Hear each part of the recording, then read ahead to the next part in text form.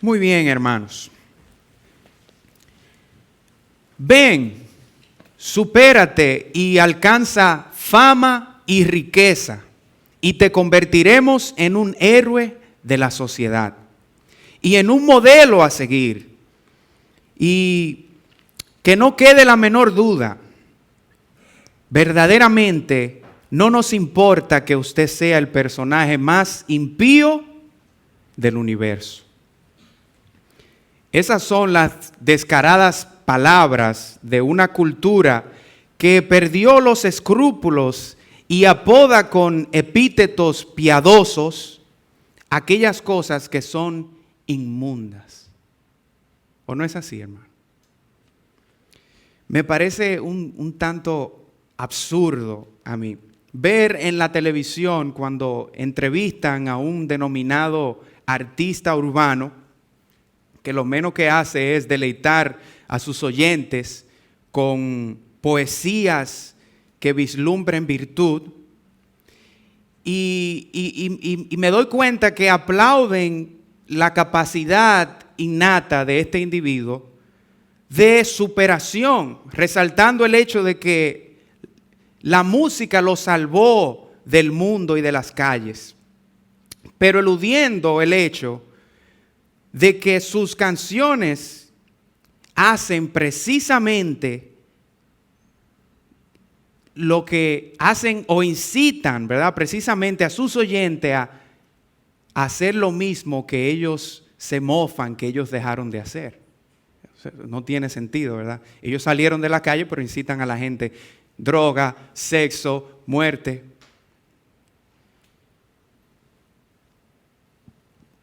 Pero las cosas se siguen poniendo aún más absurdas, hermano, en este mundo. A tal punto que ahora cuando se habla de Dios, se habla de Leonardo Messi, el futbolista.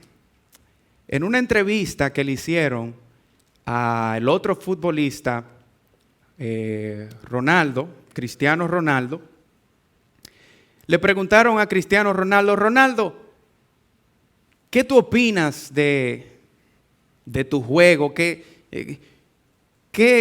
eres tú? ¿Qué representas para el fútbol?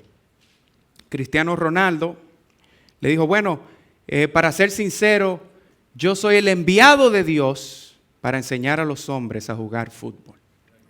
Sucede que en otra entrevista le preguntaron a Leonardo Messi: ¿qué tú opinas de lo que dijo Ronaldo?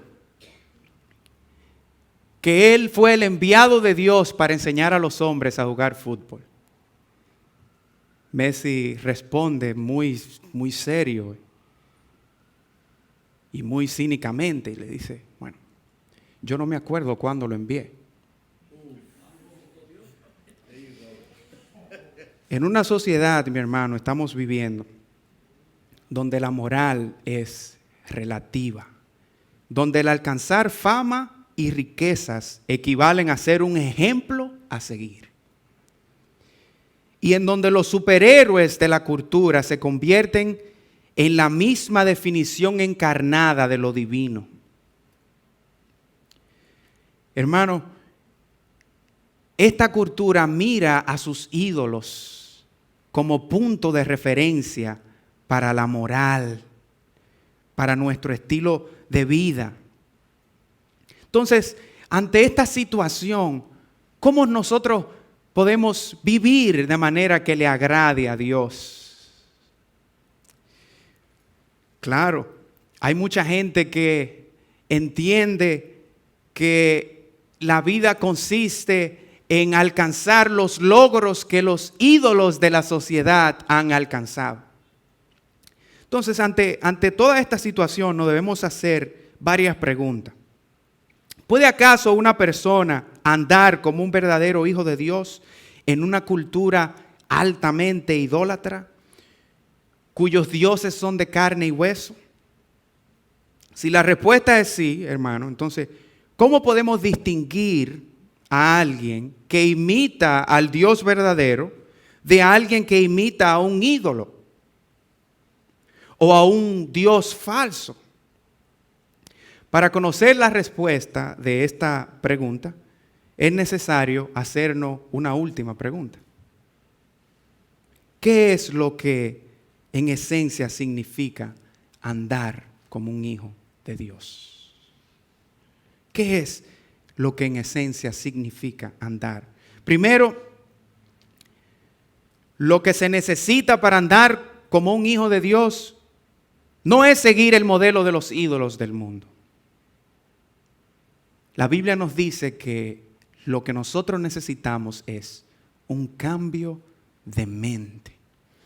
Lo que nosotros podemos encontrar en el versículo 1, que Pablo le está diciendo a estos hermanos de la iglesia de Éfeso, es lo siguiente. Él los invita a ellos imitar a Dios. Le dice, sé pues imitadores de Dios como hijos amados. Entonces, para nosotros andar como hijos de Dios, nosotros debemos de experimentar un cambio de mente.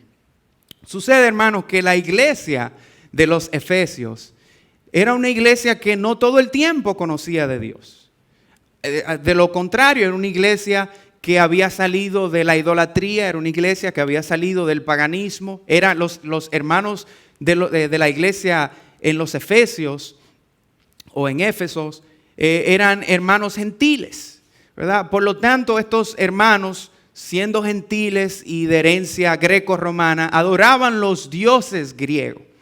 Y precisamente en la ciudad de Éfeso se adoraba a la diosa Diana. Y en aquella ciudad también había, o Artemisa, ¿verdad? Porque la hermana se llama Diana, para no ofenderla. La diosa Artemisa. Y también había un templo en aquella ciudad que era considerado una de las 7 maravillas del mundo. Y en aquel templo solamente se adoraba a la diosa Artemisa, la diosa Diana. Sucede que la diosa Diana era una diosa que representaba fertilidad y un sinnúmero de cosas. Pero ¿qué pasa? Que los dioses grecorromanos se conocen por ser dioses altamente impíos. Entre los dioses de ellos no tan solo está la Artemisa, ¿verdad? No, la Artemisa, no Diana, la Artemisa. La Artemisa, había también otra diosa que era la diosa de la fertilidad. Esta diosa se le llamaba Afrodita. Y habían otros dioses. La Artemisa tenía un hermano, Apolos. Estos dioses eran dioses carnales. Incluso a la diosa de la fertilidad, a la diosa que adoraban los corintios más que todo, a estas diosas se le ofrecían cultos de prostitución en su templo.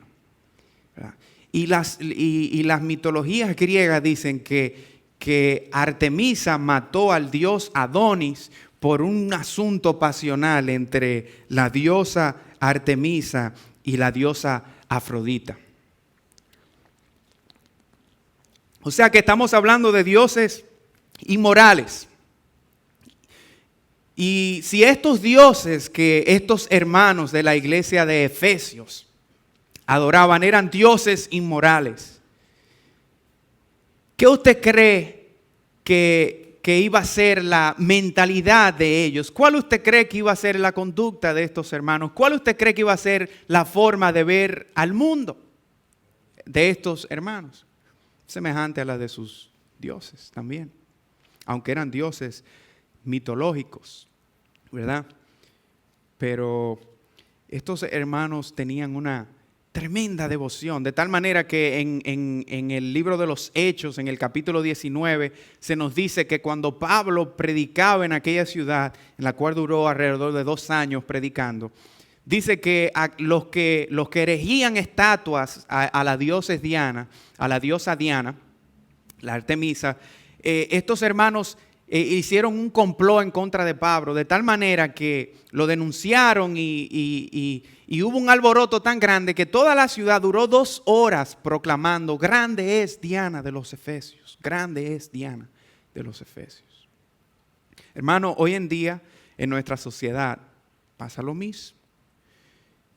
Nosotros somos influenciados por los ídolos de esta cultura. Y los ídolos que nosotros adoramos, a lo contrario de aquella sociedad antigua, son ídolos de carne y hueso. Son hombres, ¿verdad que sí? Y nosotros, al igual que estos hermanos de la iglesia de los Efesios, la mayoría de los que estamos aquí, si no todo, el 99%, porque no los conozco a todos, procedemos de trasfondos gentiles o de trasfondo pagano, ¿verdad? Nuestros padres no conocían a Dios. Tal vez usted creció en una familia que era cristiana, pero lo más probable es que la familia de usted, si era cristiana, venía de un trasfondo pagano. Nuestros primos vienen de un trasfondo pagano, nuestros tíos. De tal manera que lo que nosotros conocemos es adorar a los ídolos de este mundo. Lo que hay en nuestra mente es una inclinación para adorar las cosas materiales. Yo me acuerdo que yo nunca, hermano, y no es para deshonrar a mi padre, pero yo nunca vi a mi padre ni a mi madre ir a una iglesia. Yo nunca lo vi ir a una iglesia. Yo lo vi haciendo muchísimas otras cosas. Y por respeto a ellos no voy a mencionar nada de eso, ¿verdad? Pero nunca ir a una iglesia. ¿Y qué usted cree que nosotros heredamos? Precisamente eso. Y esa es la cuestión aquí. El apóstol Pablo le está diciendo a estos hermanos, hermanos, ustedes deben de ser ahora imitadores de Dios. Dios tiene que ser ahora aquel punto de referencia al que ustedes miran para ustedes dictaminar, saber cuál es la conducta que deben de seguir, cuál es el comportamiento que deben de seguir. Por lo tanto, esta exhortación también nos incumbe a nosotros, ¿verdad? Porque somos rodeados por un sinnúmero de pensamientos.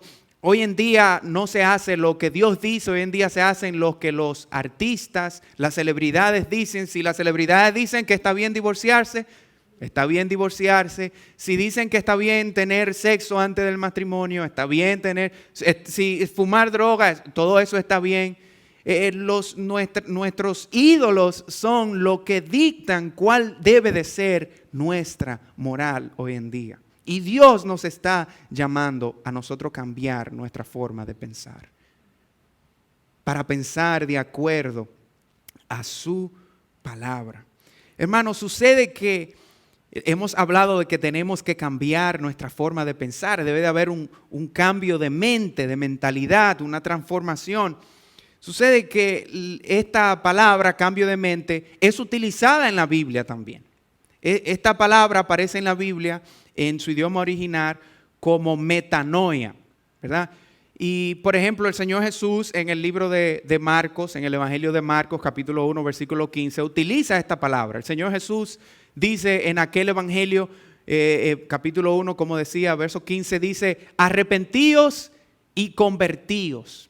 La palabra arrepentíos funge aquí como la palabra metanoia, cambio de mente. Yo sé que ustedes ya todos conocen eso, pero simplemente para refrescar la memoria, ¿verdad? Entonces, arrepentíos significa cambio de mente. O sea que cuando el Señor estaba predicando, lo que el Señor decía en su idioma original era cambio de mente, cambio de mente, cambio de mente, porque el reino de Dios ha venido. Eso nos dice a nosotros, hermanos, que si nosotros somos ciudadanos del reino, si nosotros somos cristianos, si somos evangélicos, nosotros debemos de experimentar este cambio de mente. Y mucha gente arguyen y dicen, ok, este cambio de mente sucede cuando nosotros nos convertimos a Cristo. Y es verdad, Dios cambia nuestra mente. Pero ¿qué pasa? Que nuestra mente está llena de tantas cosas que tiene que irse cambiando progresivamente. Entonces, cuando se nos exhorta a nosotros imitar a Dios, se nos está exhortando a nosotros aprender de Dios todo lo relativo a nuestra conducta. Y hay muchas cosas que están relativas a nuestra conducta. ¿verdad? Nosotros los seres humanos somos personas emocionales, somos personas que tenemos características, tenemos personalidades distintas. Y en cada una de esas áreas, ¿verdad? Somos personas que estamos compuestos por, hay gente que piensa que somos tripartitos, otros que no, que estamos compuestos por alma, espíritu y cuerpo, pero esa es otra cuestión. El asunto es que nosotros necesitamos a Dios en nuestra vida, en todo nuestro ser, para nosotros poder ser santificados de acuerdo a su voluntad. Y para eso debemos de tener a Dios como nuestro punto de referencia. Dios debe de ser aquel blanco hacia el cual nosotros apuntamos. Incluso la palabra pecado significa errar al blanco. Entonces la invitación aquí del apóstol es a esa, nosotros cambiar nuestra mente. En la carta a los Romanos, capítulo 12, versículo 2, leíamos la otra exhortación de que nosotros como cristianos no nos debemos conformar a este mundo, sino transformar nuestro entendimiento por medio de la renovación de nuestra mente, nuestra mente por medio de la renovación de nuestro entendimiento.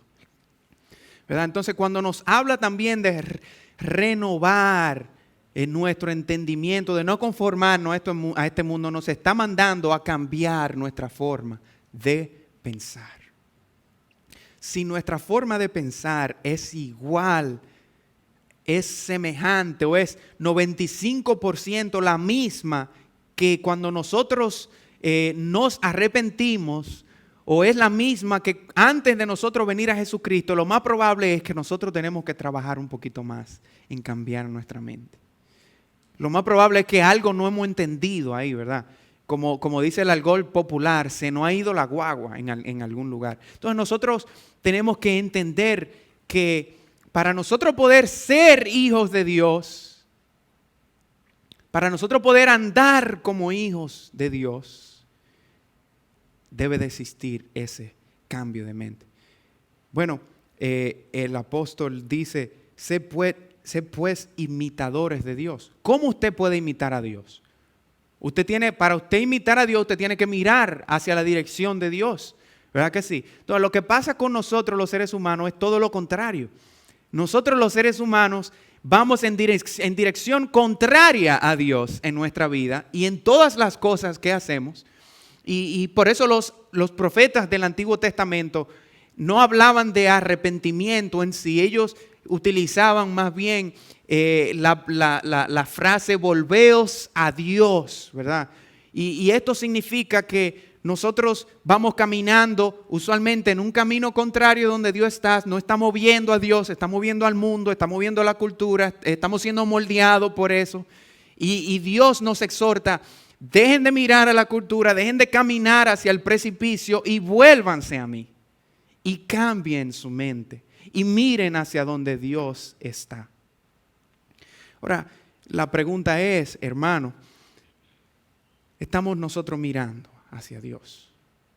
¿Cómo está la cultura, la sociedad afectando nuestra, como le llaman, cosmovisión, nuestra forma de ver el mundo? Está el mundo en nuestra cabeza, está la Biblia en nuestra cabeza. ¿Cómo nosotros, hermanos, juzgamos aquellas cosas que tienen que ver con lo moral, nuestra conducta también, ¿verdad? ¿Qué hacemos, hermano? ¿Cuál es nuestro punto de referencia? Estos hermanos de la iglesia de Éfeso ya eran convertidos. Ya ellos eran convertidos, por eso el apóstol Pablo le está escribiendo. O sea, si usted lee el capítulo 19 del libro de los Hechos de los Apóstoles, usted se va a dar cuenta que allí Dios tenía un gran pueblo en Éfeso. Y estos hermanos ubicados allí ya habían conocido de la gracia de Dios. Y lo que él está diciendo es, no cambien de mente, no se arrepientan no se arrepientan porque nunca se han arrepentido, ¿verdad? Él le está diciendo a estos hermanos aquí que ellos deben de mirar a Dios y deben de cambiar su mente todos los días. Lo que pasa es que muchas personas dicen ser seguidores de Cristo porque hacen una decisión por Cristo.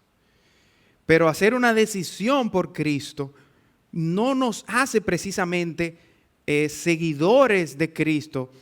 Más bien, hacer una decisión por Cristo y vivir por Él e imitar su conducta, eso sí nos hace verdaderamente hijos de Dios. Yo me acuerdo de Simón, por ejemplo, el mago. Este hombre hasta se bautizó. En el libro de los Hechos, por ahí capítulo 8.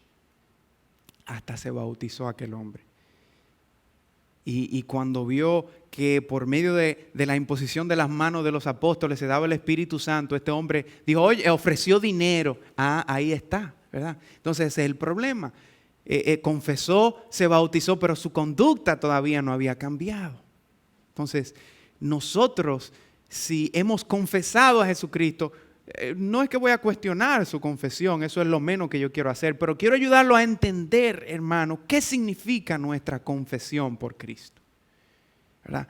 Nuestra confesión por Cristo debe de manifestarse en nuestra conducta. Debemos, como Pablo exhorta a estos hermanos, imitar a Dios. Así debe de ser nuestra forma de vivir, de acuerdo a lo que vemos a Dios haciendo. Hermano, pero si usted se da cuenta, en este versículo 1, estamos aquí todavía, de la carta de Efesios, capítulo 5, se le da un mandato a estos hermanos, un imperativo hay aquí. Sed pues imitadores de Dios, sed imitadores de Dios. Hermano, sucede que cuando Dios nos da un mandato, Dios nos capacita para nosotros poder hacer aquello que Él nos manda a hacer. ¿Y para qué Dios nos ha capacitado en este lugar? Bueno, Dios nos manda en este lugar a imitarlo, a ser hijos de Él, pero ya Dios nos ha capacitado para ser hijos. Parece una paradoja, ya hemos sido capacitados. ¿Por qué tengo que imitar a Dios? Bueno, hemos sido capacitados precisamente para eso, para poder imitar a Dios. Y por ejemplo, cuando leemos en el Evangelio de Juan, capítulo 1, versículo 11 y 12, se nos dice que Jesús vino a los suyos, pero los suyos no le recibieron. Entonces, ¿qué hizo Jesús? Dice, mas a todos aquellos que le recibieron, a los que creen en su nombre, les dio la potestad de ser hechos, dígalo usted, hijo de Dios, ¿verdad? Entonces, Dios cuando creemos, nos da esa potestad. La palabra potestad allí se está refiriendo a una autoridad. Dios declaró, esta gente, Dios nos dio un estado legal. Dios dijo, esta gente son mis hijos porque creyeron en Jesucristo.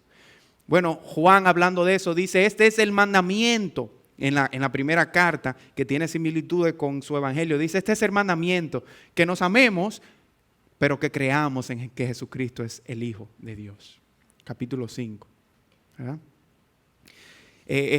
Dice este mismo versículo que cité, Evangelio de Juan, capítulo 1, verso 12, que Él nos dio la potestad. Hermano, usted se recuerda aquel hermoso evento cuando el Señor Jesucristo se estaba bautizando. ¿Qué dijo Dios con una voz audible desde el cielo? Este es mi Hijo amado, ¿verdad? Y se acuerda cuando se le apareció Elías y Moisés al Señor Jesús, que Él se había transfigurado delante de los apóstoles y Pedro empezó a ser Pedro, ¿verdad? ¿Y qué pasó? ¿Qué vino del cielo? Una voz que dijo ¿cómo? Este es mi Hijo, a Él oíd. O sea, Dios está dando allí decretos diciendo que Jesús es su Hijo. ¿Ah? Y aquí la Biblia nos dice que Dios da un decreto y dice que Él nos declara hijos de Dios. Hermano, si usted ha creído en el Señor, usted es un hijo de Dios. No debe de haber duda en eso. Por lo tanto, si somos hijos, estamos capacitados para hacer la voluntad de Dios. Ezequiel, hablando de esto, dice que Dios nos ha cambiado el corazón de piedra, capítulo 36, versículo 6 al 27, que también usted lo conoce. Nos ha cambiado el corazón de piedra. Eso es lo que Dios hace con un cristiano, ¿verdad? El cristiano tiene un corazón que yo no sé, el no cristiano tiene un corazón que yo no sé cómo late, porque la Biblia dice que es un corazón de piedra. Y cuando la Biblia dice que es un corazón de piedra, se refiere a que no, ese corazón del no creyente no adora a Dios, no se deleita en Dios, Dios no es su supremo bien. Por lo tanto, para Dios poder ser el Dios de nosotros, tiene que cambiar nuestro corazón. Y yo me imagino que nuestros corazones están así, porque nosotros somos altamente influenciados por nuestra cultura, por el pecado que nos rodea. Y por el pecado que está en nosotros, ese nos influencia automáticamente, pero el pecado también que nos rodea. Entonces Dios viene, hace espiritualmente, ¿verdad? Imagínese Dios haciendo esto en una sala de cirugía, con usted allí. Dios viene con sus manos de amor y no tiene que usar un bisturí ni nada de eso, y abre su pecho y saca aquel corazón e instala un corazón nuevo para que podamos servirle. Y dice que en ese corazón Él pone su palabra. Entonces empieza a haber un deseo en nosotros por la palabra de Dios, ¿verdad? Hermano, Dios nos capacita a nosotros para nosotros poder servirle. Dios también nos ha confirmado por medio de su Espíritu Santo. El apóstol Pablo, gran teólogo del Nuevo Testamento, dice en la carta a Gálatas capítulo 4, versículo 6, dice: por cuanto sois hijos, Dios envió a vuestros corazones el Espíritu de su Hijo, el cual clama, Abba, Padre. O sea, una confirmación de que verdaderamente somos hijos de Dios es que tenemos el Espíritu. Hermano, entonces si tenemos el Espíritu, tenemos una obligación inmensa de nosotros mirar hacia Dios e imitar su conducta. Porque el Espíritu de Dios nos anhela a nosotros celosamente. Así que cuando nosotros somos tentados a desviarnos, cuando nosotros somos tentados a dejar de mirar a Dios para mirar la cultura, para mirar el mundo, para mirar la sociedad del pecado, el Espíritu Santo nos redarguye y nos dice: da la vuelta, que para allá no es tu norte. ¿Verdad? Entonces, Dios nos ha capacitado para esto. Cuando Dios da un mandato, recuérdese de eso, Dios nos capacita, Él nos declara hijos. Entonces, como creyentes, nosotros debemos de responder adaptándonos a la esencia que Él ya nos ha dado, ha puesto en nosotros. Porque aquí nos dice que somos sus hijos. O sea, ¿quién puede imitar a un padre sino un hijo? ¿Quién puede imitar mejor a un padre sino un hijo? El hijo está viendo todo lo que hace su padre, desde muy pequeño hasta la pubertad, ¿verdad? Hasta que se va de su casa. Hay muchos que no se van de su casa. El otro día escuché un caso de un adulto que tenía como 30 y pico de años, ya que lo que quería era vivir jugando Nintendo en su casa, y su papá lo demandaron y le dijeron: váyase de aquí, ¿verdad? Y los señores ganaron la demanda y el muchacho tuvo que irse. ¿Verdad que sí? O sea, yo no sé de quién él aprendió a jugar Nintendo, el muchacho, porque él parece que no estaba muy pendiente a sus padres. Pero la cuestión es que nosotros desde pequeño estamos observando la conducta de nuestros padres. Y muchas veces hasta frases que nuestros padres dicen delante de nosotros las decimos cuando crecemos, ¿verdad? ¿Usted se da cuenta de eso? Entonces, ¿quién mejor que un hijo para imitar al Padre Celestial? Y Dios conoce eso mejor que nosotros. Incluso los psicólogos hablan de eso muchísimo. Como yo no soy psicólogo, no me voy a meter en esa área, ¿verdad? Pero nosotros, si somos hijos de Dios y estamos capacitados ya, hermano, miremos hacia Dios. Dios es hermoso. La Biblia dice que cuando nosotros, todo aquel que mira hacia donde Él está no será avergonzado. No tan solo es hermoso, es fiel. ¿Verdad que sí? Entonces, ¿por qué no mirar hacia donde Dios está? ¿Por qué no fijar nuestra vista hacia donde Él está? Bueno, si yo fuera John Piper, que Dios me dé esa gracia, ¿verdad? dijera, bueno, entonces tiene que haber un cambio en nuestro corazón, porque es que nosotros no amamos a Dios. Nosotros somos hedonistas como seres humanos, pero no hedonista cristiano. O sea, no nos deleitamos en Dios. Entonces, para nosotros mirar a donde Dios tiene que ser atractivo. Dios tiene que ser esa fotografía que nosotros anhelamos mirar todos los días desde que nos levantamos, hermano. La canción más hermosa que debe de tocarse en nuestras mentes es la canción de que somos hijos de Dios y que debemos de imitarlo a Él. Dios nos da un mandato, nos ha capacitado, hemos dicho, refrescando la memoria, ¿verdad? Nos ha capacitado para cumplir este mandato. Sucede, hermano, que en el principio de la creación, los que estudian la Biblia le llaman a esto el fiat divino o el fiat divino, ¿verdad? El fiat significa el mandato divino, el imperativo divino.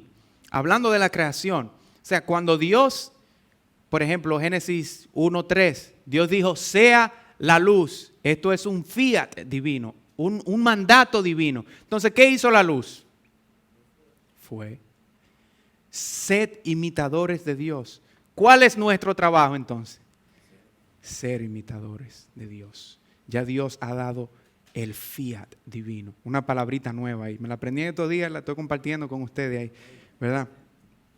El mandato de Dios nos lo ha dado a nosotros. Nos ha capacitado. Hermano,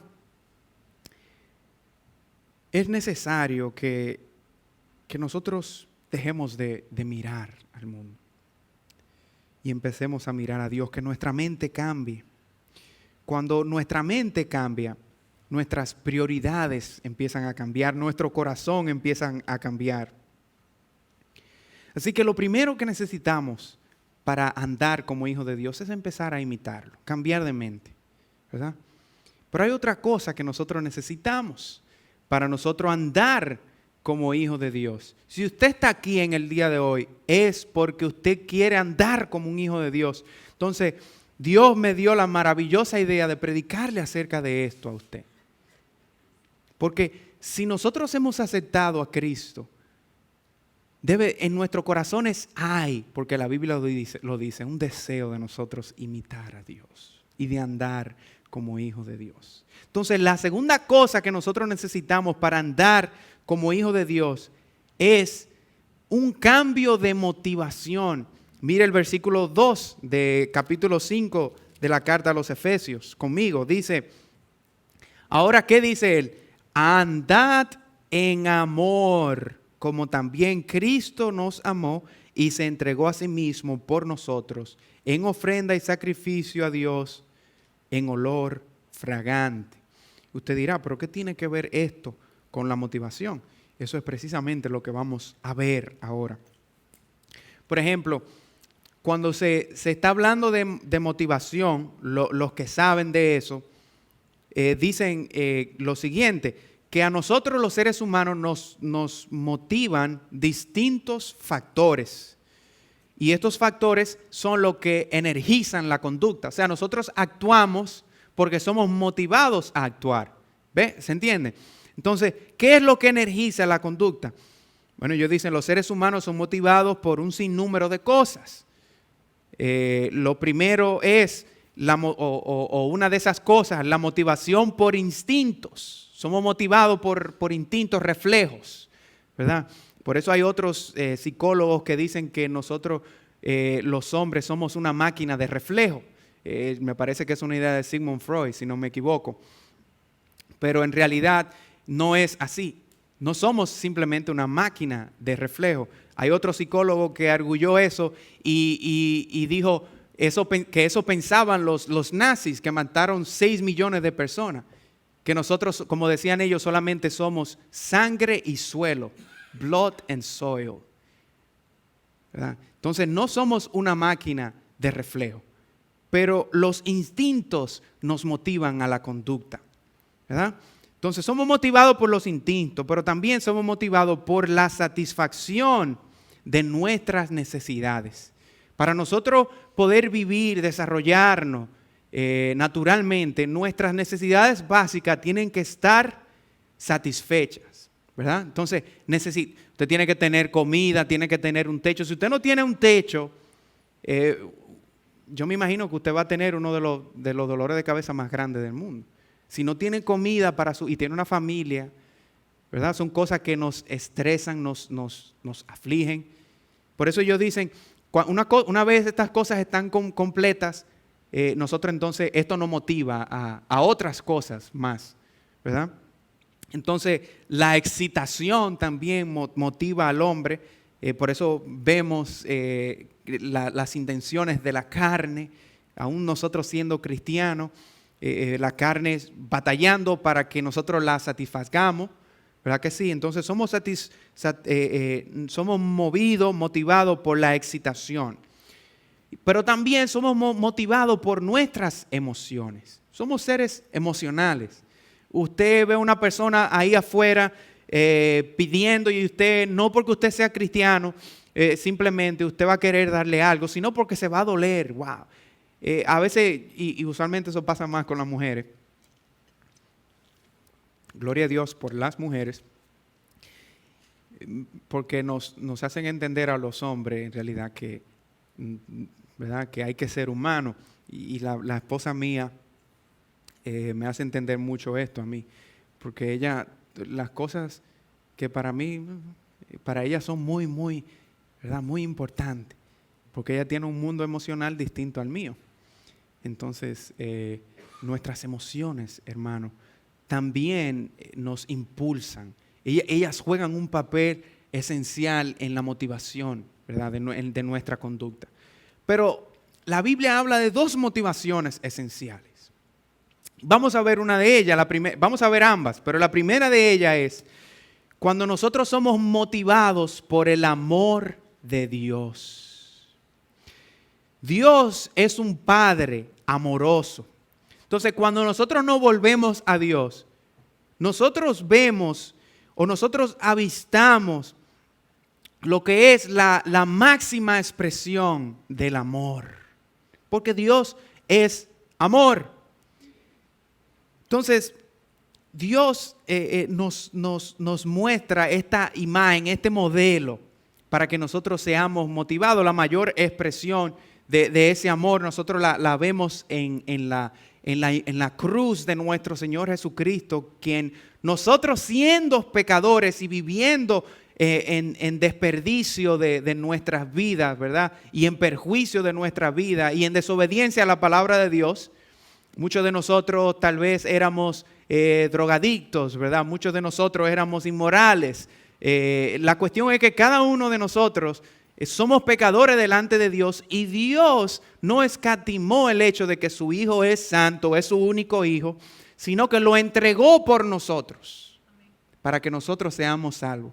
Y lo entregó aún nosotros estando en esas condiciones, sabiendo que Él nos iba a sacar de esa vida disoluta, ¿verdad? Entonces, aquí cuando miramos a Dios, nosotros vemos la máxima expresión del amor. Por lo tanto, el amor de Dios debe de ser nuestra primera motivación. Si somos hijos de Dios y nuestra mente ha cambiado, entonces nosotros debemos de ser motivados por el amor de Dios. ¿Qué significa esto? Bueno, la Biblia, como ya le dije, nos dice que Dios es amor. Pero también nos dice que nosotros los cristianos, cuando nosotros andamos en amor, entonces mostramos que verdaderamente hemos conocido a Dios. Y precisamente eso es lo que dice el apóstol Pablo. Imiten a Dios, compórtense como hijos de Dios y anden en amor. Así que un hijo de Dios debe de andar en amor, porque Dios, cuando mira a Dios, cuando imita a Dios, lo que ve es amor. Y no cualquier amor, hermano. Cuando la palabra habla referente acerca del amor de Dios, se refiere a un amor incondicional. no a un amor pasional, ¿verdad? Aunque Dios nos ama con pasión, no a un amor de amistad. Aunque Dios es nuestro amigo, Dios nos ama con un amor incondicional. De tal amor que la Escritura nos reitera que Él lo entregó todo por el amor que nos tenía a nosotros. Entonces, este amor nos impulsa a nosotros también entregar, a despojarnos de lo que nosotros... Y la cultura actual no nos dice que debemos despojarnos de nada. Todo lo contrario, nos llama a acaparar más y a acumular más. Cuando los hermanos del Nuevo Testamento entendieron el amor de Dios, ellos empezaron a darlo todo. Vendían sus propiedades y empezaron a compartirlas con los demás, porque ellos verdaderamente habían visto la manifestación del amor de Dios. Solamente a la iglesia, hermano, se le da ese privilegio. Usted tiene ese privilegio de poder ser un imitador de Dios. Dios le ha dado esa virtud, ese privilegio. Así que, hermano, el amor es fundado en Dios. La Biblia dice que en esto consiste el amor. No en que nosotros lo hayamos amado a Él, sino en que Él nos amó a nosotros primero. El amor está fundado en Dios. Cuando se habla de amor en la Biblia, usted tiene que tener esto claro, se habla de Dios. Por lo tanto, es preciso que en nuestra conducta, que en nuestras vidas, nosotros también manifestemos amor. El apóstol Pablo le dice a los Corintios, capítulo 6, versículo 14, todas vuestras cosas sean hechas en amor. Todas vuestras cosas. Entonces, para que esto suceda, debemos cambiar nuestra mente. Debemos también direccionar la motivación hacia el lugar apropiado, hermano. Entonces, el amor de Dios necesita ser ese motor que nos impulsa a vivir y a actuar como hijos de Dios. Ya hemos dicho que el amor de Dios es la expresión máxima de lo que Dios significa o debe significar para nosotros. Por ejemplo, aquí en el versículo 2, aquí se nos da varios símiles, o símil más bien. Bueno, en el versículo 1 y versículo 2 dice que debemos de ser imitadores de Dios. ¿Cómo? Es una ilustración, un punto de referencia, como hijo de Dios. Ahora otro, en el versículo 2, dice, andad en amor, como Cristo nos amó y se entregó a sí mismo por nosotros en ofrenda. O sea, que nosotros debemos de imitar lo que ya Cristo hizo por nosotros, ¿verdad? Y no hay mayor amor, dice la Escritura, que nosotros pongamos nuestras vidas por los demás. Que nosotros nos dolamos por la situación de los demás. Pero ¿qué pasa, hermano? Que nosotros somos tentados a nosotros amar de la boca para afuera. Es muy fácil decir, amémonos, amémonos, amén, wow, hay que amar. Es muy fácil. Pero la palabra dice, no amen de palabra, sino de hechos. ¿Verdad? Entonces, nuestro amor, por eso un hijo de Dios se manifiesta de esa forma. Cuando nosotros pensamos de acuerdo a los preceptos de Dios, pero cuando andamos en amor también. Así que nosotros se nos da esa tarea para que nosotros andemos en amor. Esto es un chance para verdaderamente fungir como hijos de Dios, para mostrar los atributos de Dios en nuestras vidas.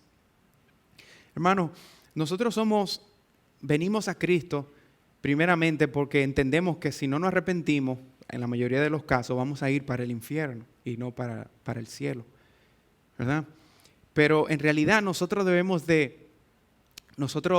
una vez ya nosotros aceptamos a Cristo, a nosotros no nos debe no nos debe atraer más el hecho de que vamos para el cielo, sino nos debe atraer más el hecho de que Dios está en el cielo y vamos a estar donde está Dios.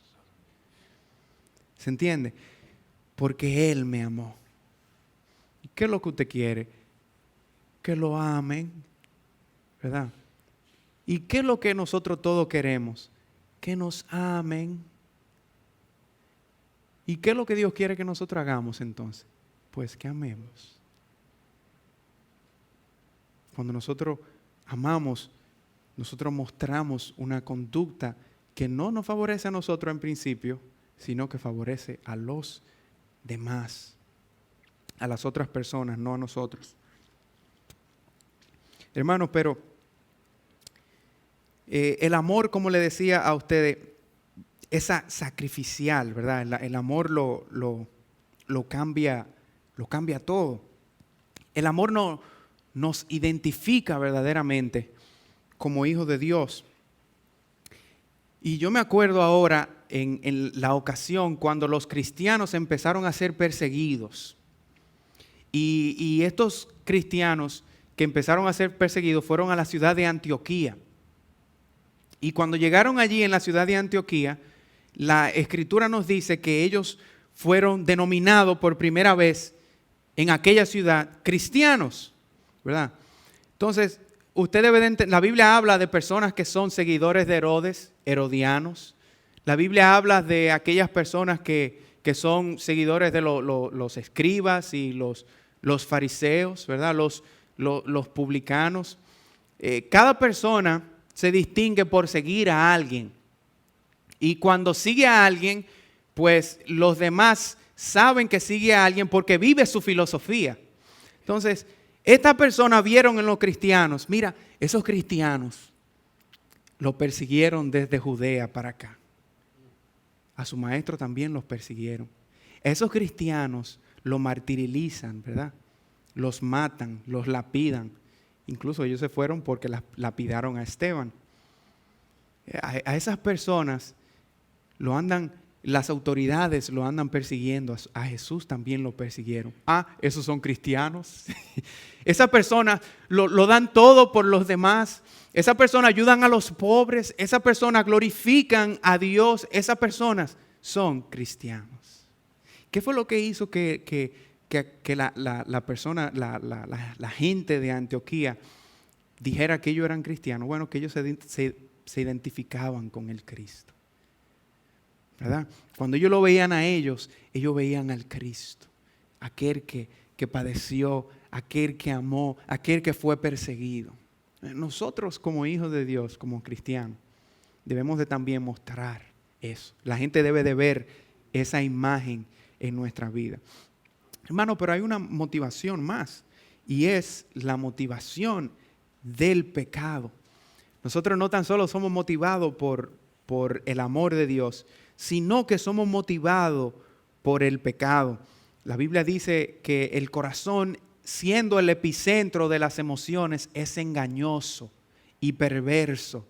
Y nuestro corazón está inclinado a hacer lo malo todos los días. Así que cuando nosotros nos levantamos en la mañana, nos tenemos que enfrentar a estas dos motivaciones espirituales, a pesar de todas las demás, que son o seguir la norma del amor de Dios o seguir la norma del pecado. Entonces, para nosotros andar como hijos de Dios, debemos de cambiar nuestra motivación. Andad en amor, como también Cristo nos amó y se entregó a sí mismo por nosotros en ofrenda. Esas dos cosas deben de cambiar. Y por último, hermano, debe de haber un cambio de conducta. No podemos seguir siendo las mismas personas. Sucede, hermanos, que, como le decía a ustedes, nosotros aprendemos lo que nuestros padres hacen. Lo que nosotros vemos a nuestros familiares hacer. Por ejemplo, nosotros los hispanos, en Navidad, nosotros asamos un puerco, ¿verdad? Como le llaman otros, un lechón. O un pernil, más sofisticado, ¿verdad? Y aún en Thanksgiving, en el Día de Acción de Gracia, nosotros, en vez de hacer un pavo, que es lo que hacen los americanos, nosotros hacemos un puerco. ¿Pero por qué? Bueno, porque nosotros aprendimos eso, vimos a nuestros padres hacer eso, ¿verdad? Entonces, lo que nosotros vemos lo imitamos, ¿ve? Entonces, por eso debe de haber en nosotros, para andar como hijos de Dios, un cambio de conducta. Nuestra conducta debe de cambiar, no debe de ser la misma que la que era antes de venir a Jesucristo. Por eso Él le dice aquí a ellos en el versículo 3, pero fornicación, ¿verdad? Pero fornicación y toda inmundicia o avaricia, ni aun se nombre en vosotros como conviene a santos, ni palabras deshonestas, ni necedades, ni truhanerías, que no convienen, sino antes bien acciones de gracia. Hermanos, esta no es una lista exhaustiva, pero es una lista representativa que nos dice que nosotros debemos de cambiar de accionar, de cambiar de conducta. Si verdaderamente queremos andar de manera que agrade a Dios, nuestra conducta debe reflejar eso. Y aquel que es fornicario,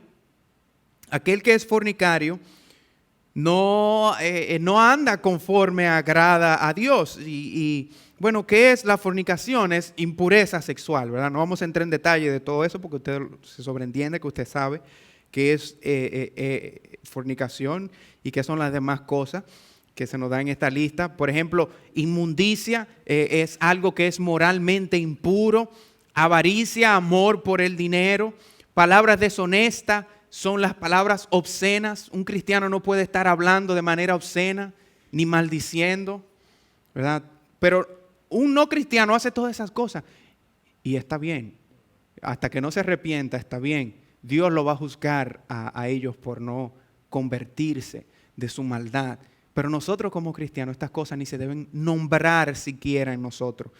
No debe de haber palabras deshonestas que son palabras obscenas, necedades que tiene que ver en el original con burlas o relajos inapropiados, o truhanería que consiste, ¿verdad? El origen de la palabra sugiere que consiste en engaños y estafas o en bromas y payaserías.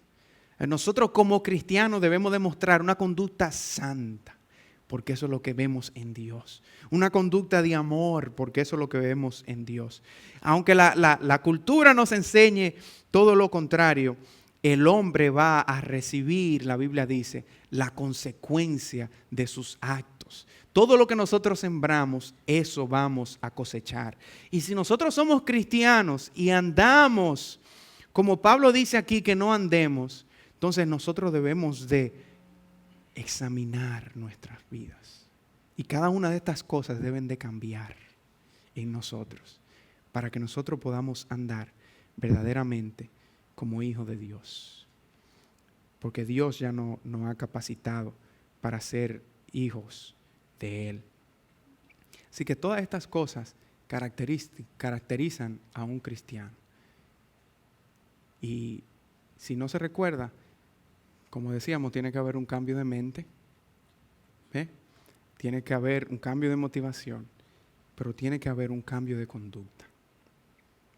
Nuestra conducta. Hablamos, nuestras palabras, nuestras acciones tienen que cambiar, hermanos, para que Dios pueda ser glorificado y su nombre pueda ser exaltado.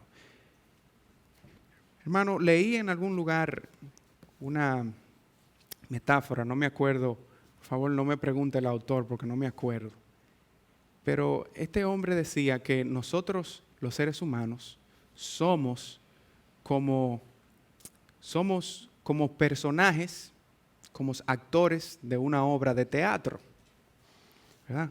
Uno se viste de rey, otro se viste de sirviente y otro se viste de esclavo. Pero al final del día, todas estas vestimentas son simplemente atuendos. Cuando nosotros nos los quitamos, somos lo mismo, ¿verdad? Nosotros como cristianos debemos de vestirnos de Cristo Jesús. Que Dios le bendiga, hermanos. Vamos a orar.